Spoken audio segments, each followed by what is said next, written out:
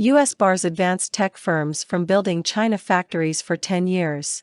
By Monica Miller, Singapore. U.S. tech companies that receive federal funding will be barred from building advanced technology facilities in China for 10 years, the Biden administration has said. The guidelines were unveiled as part of a $50 billion, £43 billion, plan aimed at building up the local semiconductor industry.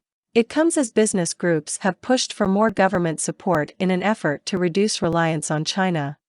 They are faced with a global microchip shortage which has slowed production.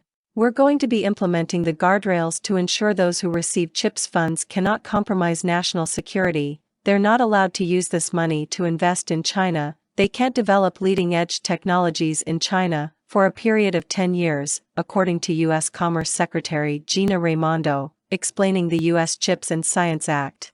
Companies who receive the money can only expand their mature node factories in China to serve the Chinese market. The U.S. and China are locked in a long-running dispute over trade and technology.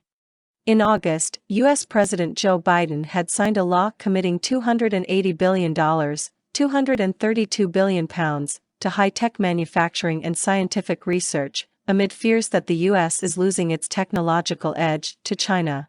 The investments include tax breaks for companies that build computer chip manufacturing plants in the U.S. The U.S. currently produces roughly 10% of the global supply of semiconductors, which are key to everything from cars to mobile phones, down from nearly 40% in 1990.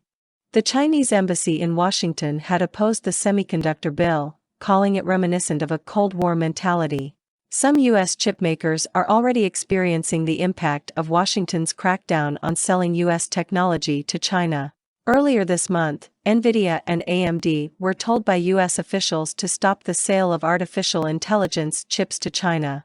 Dan Ives of Wedbush Securities called the restrictions a gut punch for NVIDIA.